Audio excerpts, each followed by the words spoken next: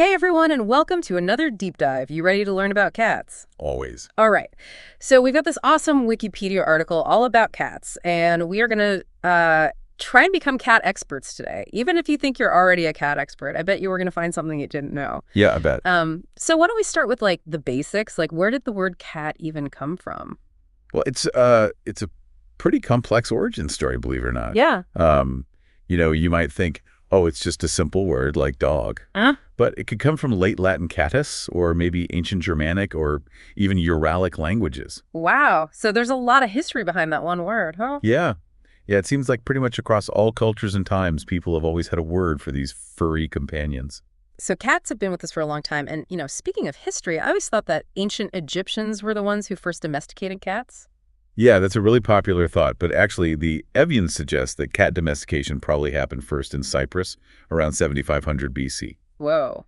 So cats were around even before the pyramids. Way before. The pyramids were built like 5,000 years later. That's incredible. So what was going on in Cyprus at that time that led to cats and humans becoming buddies? Well, during the Neolithic period, Cyprus was a major hub of early agriculture. Okay. And of course, with agriculture comes rodents. Of course.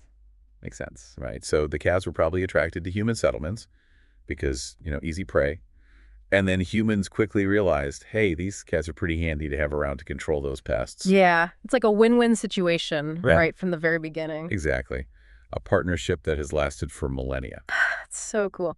Okay, so we've talked about how cats came to be our companions, but over thousands of years, they've obviously evolved to become these super skilled hunters. What are some of the things that make them such great hunters? Well, their anatomy is amazing. They're just perfectly designed for hunting. Like take their spines, for instance. They have more vertebrae than us humans, which allows them to be so incredibly flexible. Oh, so that's how they can bend and twist their bodies in all those crazy positions, and probably helps them land on their feet too, right? Absolutely. Yeah. That flexibility is super important for hunting success. Uh. And then there are those claws. Retractable claws? Yeah. Those are serious weapons. Right. Perfect for silent stalking climbing. And of course, as any cat owner will know, a little bit of furniture scratching. You can't forget about that. Okay. Yeah. But their teeth, you don't get to be a good hunter without some pretty impressive teeth, right? Oh, yeah. They have specialized teeth that are specifically designed for a meat diet. They have these carnassial pairs that basically work like scissors for tearing meat. Like built-in steak knives. I've always been amazed by those glowing cat eyes at night. You know when you see them in the dark? What gives them that spooky glow? It's actually a reflective layer in their eyes called the tapetum lucidum.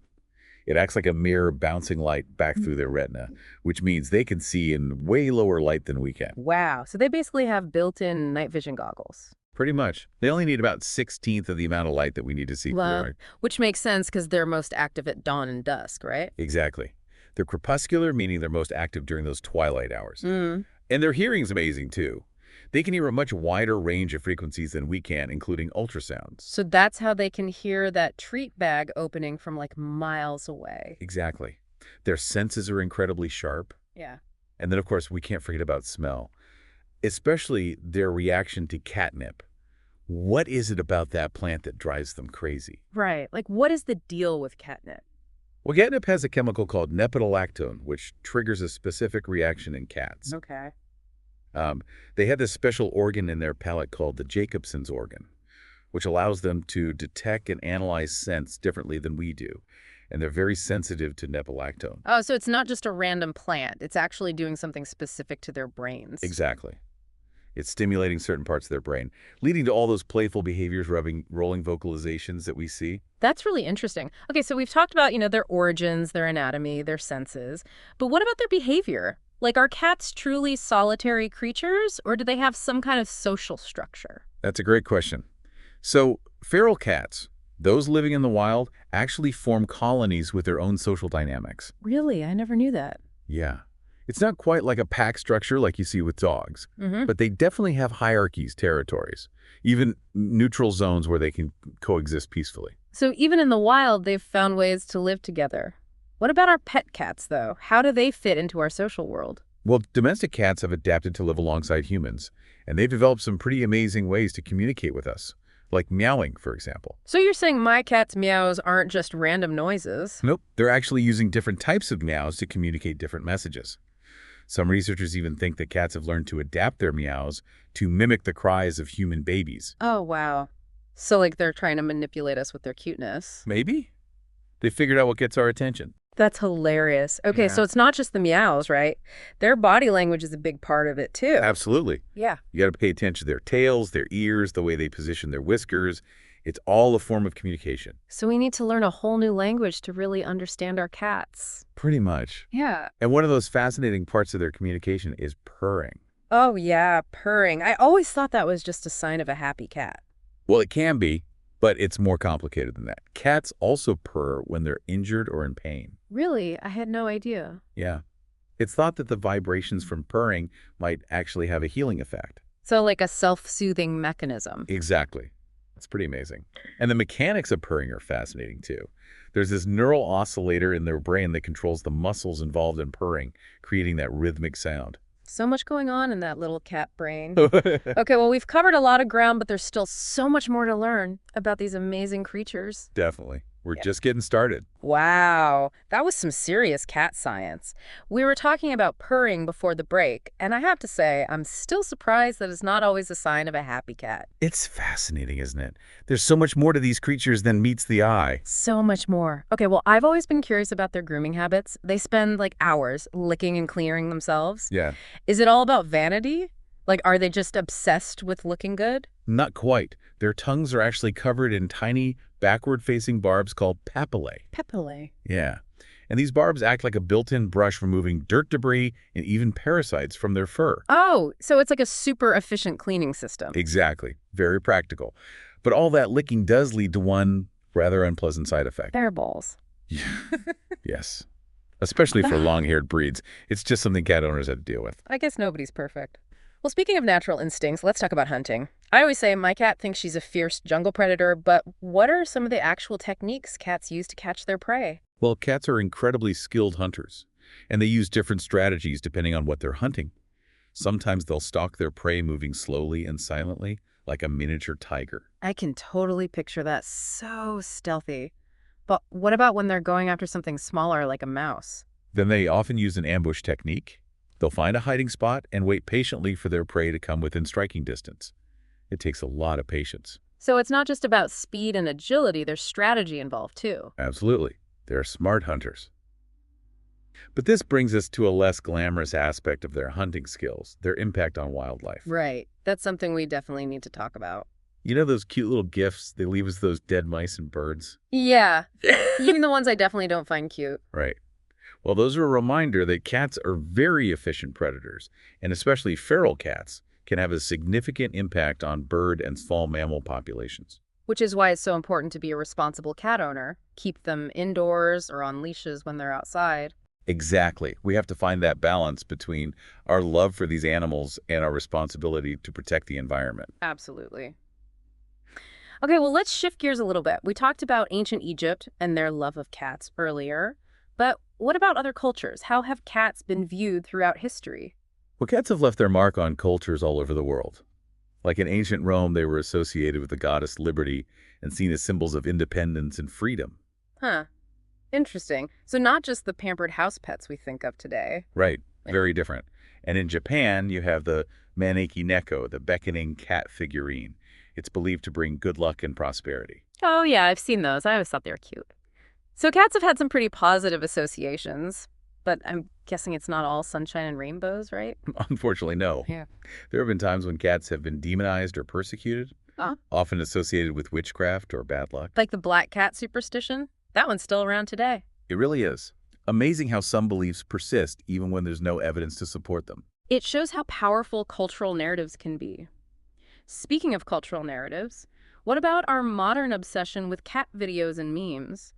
Why are we so fascinated by these furry internet stars? I think it speaks to our need for connection and the joy we get from watching animals, especially cats with their quirky personalities and unpredictable behavior. They're endlessly entertaining. Sure, they always make me laugh. Plus, there's something really calming about watching a cat nap or play. You know, in a world that's so hectic and stressful. Yeah, absolutely. Yeah. And it's not just entertainment. There's growing evidence that interacting with cats can have positive effects on our mental and physical health. Wait, so cuddling with my cat is actually good for me? It could be. Studies have shown that owning a cat can lower blood pressure, reduce stress, even boost our immune systems. Wow, I knew there was a reason I loved cats so much. So they're like furry little therapists. Pretty much. Okay, so we've talked about the past and the present, but what about the future? What do you think the future holds for cats and their relationship with humans? Well, I think it's an exciting time to be a cat lover. As we learn more about their behavior and cognition, we're developing even stronger bonds with them. And technology is playing a bigger role too, right? Like we have automatic litter boxes, smart feeders, even toys that you can control with your phone. Exactly. Imagine a future where we can communicate with our cats even more directly. Maybe with devices that can translate their meows or interpret their body language. Whoa, like we could finally understand what they're trying to tell us. Exactly. And think about the possibilities for veterinary care sensors that monitor their health in real time. Personalized nutrition plans based on their genetics. Maybe even gene therapies to prevent or treat diseases. It sounds like something out of a sci-fi movie. I know. It's incredible to think about how much our relationship with cats could evolve. It really is. But even with all this technology, there's something timeless and special about the bond between humans and cats. Absolutely. A connection that has endured for thousands of years and will likely continue to deepen as we move into the future. This deep dive has been amazing. I feel like I have a whole new appreciation for cats. Now I'm wondering about some of the ethical considerations of our relationship with them. We briefly touched on this earlier, but it's a topic that deserves more attention. You're right. It's an important conversation to have. As our bond with cats continues to evolve, we need to be mindful of the ethical implications of our actions. Exactly. Like we were talking about before, the trend of pet humanization is really interesting. On the one hand, we're giving our cats incredible lives with high-quality food, comfy beds, and tons of toys. But are we maybe imposing our own human needs and desires onto them? That's the big question. We have to be careful not to lose sight of their feline nature. Cats have their own unique needs and instincts, and it's up to us to provide for those while also recognizing their inherent catness. So finding that balance between giving them love and care and respecting their boundaries, letting Yeah. them be cats. Exactly. And speaking of boundaries, the debate over indoor versus outdoor cats is a hot topic. Yeah, it seems like everyone has a strong opinion on that one. It's a complex issue with valid points on both sides. Keeping cats indoors keeps them safe from cars, predators, and diseases. But it also restricts their natural instincts to explore, hunt, and roam. It's a tough call. I guess it depends on the individual cat and their environment. Maybe some cats are perfectly happy living indoors while others need some outdoor time. What do you think? I think the key is enrichment. Whether your cat is indoor or outdoor, you need to provide them with opportunities to engage their natural instincts. Scratching posts, climbing trees, puzzle feeders, all of those things can help keep a cat mentally and physically stimulated. That makes sense.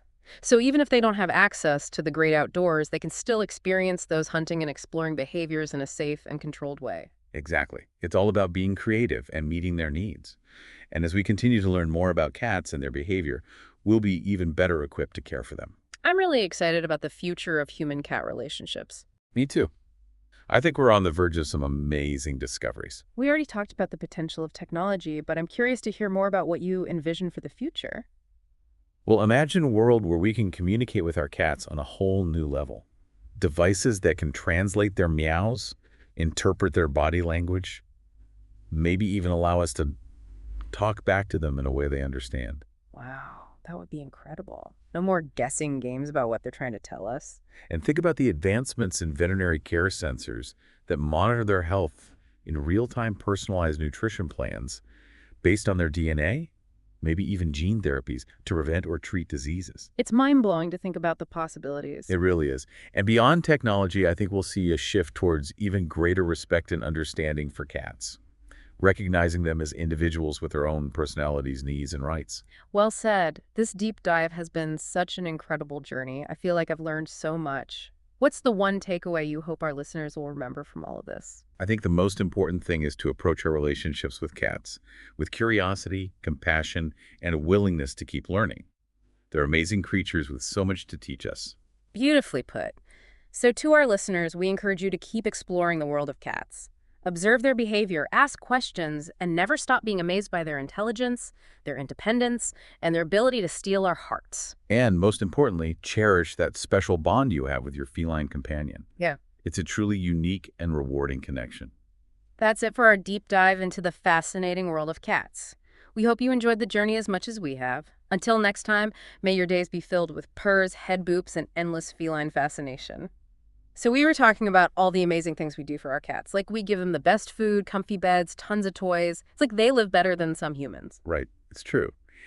And it's great that we want to give them the best. But I think it's also important to think about whether we're maybe going a little overboard with this whole pet humanization thing. Yeah, like are we kind of forcing our own human needs and desires onto them? Exactly. Mm-hmm. We have to be careful not to forget that they're still cats. Yeah. They have their own natural instincts and behaviors, Yeah. and we need to respect that. Right. So it's about finding that balance between giving them love and care, but also allowing them to be cats. Yeah. Respecting their boundaries. Exactly. And speaking of boundaries, one of the biggest debates among cat owners is indoor versus outdoor cats. Oh, yeah. That one always gets people fired up. What's your take on that? Well, it's a tough one. There are good arguments on both sides. Obviously, keeping cats indoors protects them from all sorts of dangers, Yeah. like cars, predators, diseases. Right. But it also means they can't really express their natural instincts to explore and hunt and roam free. Yeah, it's like a trade-off. Hmm. So how do you decide what's best for your cat? Well, I think it really depends on the individual cat and their environment. Some cats are perfectly content living indoors, especially if you give them lots of enrichment. Enrichment. Yeah, like things that allow them to engage those natural instincts. So scratching posts, climbing trees, puzzle feeders, things like that. Oh, so even if they don't have access to the outdoors, they can still kind of experience those hunting and exploring behaviors. Exactly. And it's important to remember that every cat is different. Some cats are more adventurous, while others are happy just lounging around the house. That's true. So there's no one-size-fits-all answer. Nope.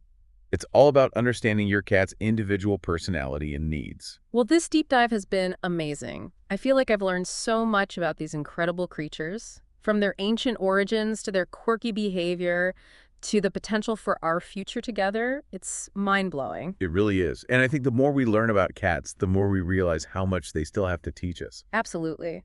So what's the one thing you hope our listeners will take away from this deep dive? I think the most important thing is to approach our relationships with cats with curiosity, compassion, and a willingness to keep learning.